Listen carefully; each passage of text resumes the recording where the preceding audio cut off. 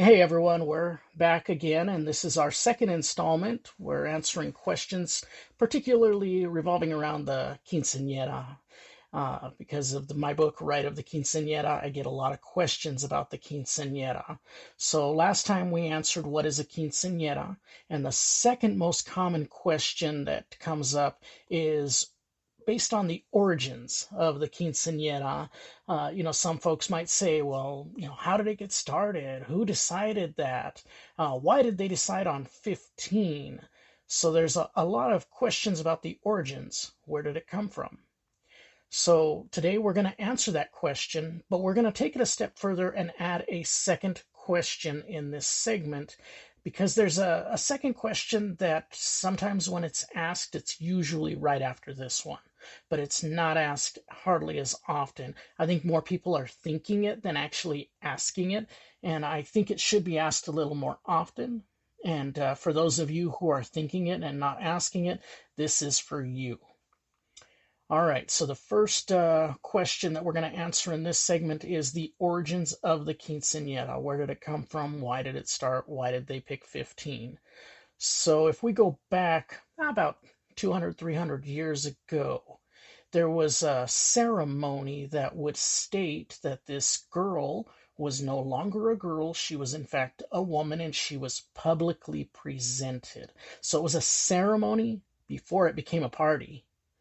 And there was a celebration where the parents would have this ceremony and they would invite the family, they would invite the friends, they would also invite members of the community. Now, depending on how small the village was, the whole community might be invited. Whereas if they lived in a little bit larger of a city, they'd be a little more selective as far as who they were bringing in. But the announcement would be public through the entirety, whether it was a city or a village.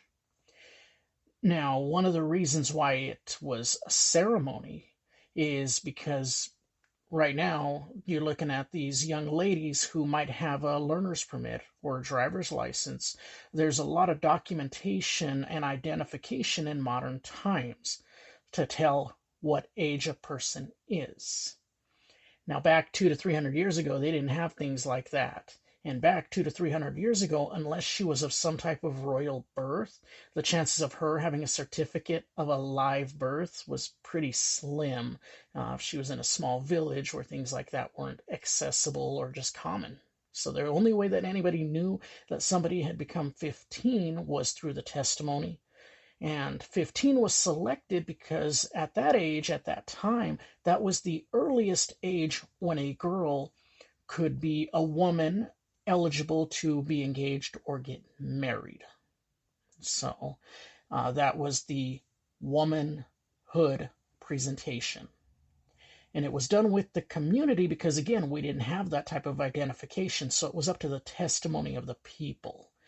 So the minister would say, does anybody have any reason why these two should not be wed? So if she's entering into the bonds of matrimony, there's an opportunity for the community to say, hey, she's not 15 yet, if they didn't witness it or didn't hear about it. Nowadays, when the minister says, is there anybody here who has any reason for them not to be married because of romance novels and novelas and everything that's out there, the focus is on the door for some crazy ex to show up and say, you can't get married because I still love you. But in reality and in the past, it was the opportunity for the community to speak up. So the minister would look around to the community, and their silence was affirmation that she was old enough to enter into the bonds of matrimony and was old enough and mature enough to be bound to those vows. Now, the second question that comes up, and it doesn't come up as often as I think, and I think some people are thinking it, is, if it was for them to get married and we're not getting married now, is the quinceañera still relevant today? And I answer yes. And it has progressed over the ages. It has grown, it has changed. The ceremony has turned into celebratory party, a lot more emphasized and a lot more perceived. We don't get to see the invisible in the spiritual as much as we get to see the celebratory, the dress, the food. A lot of times there's music, so we get that external. We don't always see what's going on inside, but as far as its relevancy, it's absolutely still relevant today. One thing that's changed as far as the quinceañera then versus the quinceañera now has to do again with some legalities. Back then, at the earliest age of 15, she could be engaged or married. Today, especially here in the US, a young woman has to be at least 18 to enter into the bonds of matrimony without parental consent. So she's not really considered an adult until she's 18. So 15 and 18, modern society has inserted this stage of child to young adult and then to adult. So little girl, young woman, woman. So there's a new stage that's been inserted in modern times. Now, why is it still relevant today? Why didn't we move it to 18? So we didn't move it to 18. We're keeping it at 15 because in our public schools, ninth grade, it's usually that freshman year that most of these young ladies are going to turn 15. There's a small handful of them that are going to turn 15 before that freshman year. Now, freshman year begins the years of high school. High school is an important time in any youth's life because this is the time where a lot of controversy is coming up, and these controversies are going to test and reveal their character. What they truly believe and what they're going to stand by is going to start making its way to the surface. The other thing is, during high school, it's still an impressionable time. So high school years are important. It's important because they're starting to face the world. They're not flying the coop, but they are starting to prepare for adulthood, and they're starting to make decisions, and they have to start seeing things in more of an adult perspective before they become adults.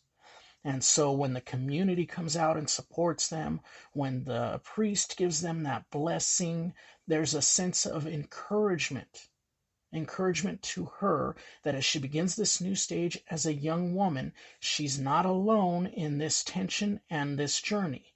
Because in many ways, her journey is just getting started. So, those are the origins of the quinceañera, and that's exactly why it's still very relevant today and why it should still be celebrated today. So join me for more questions on the quinceañera celebration, and also check out my book. You can learn more about it at rightofthequinceañera.com, and consider getting a copy to help the youth embrace the heritage and the holiness as they mark the transition from little girl to young adult.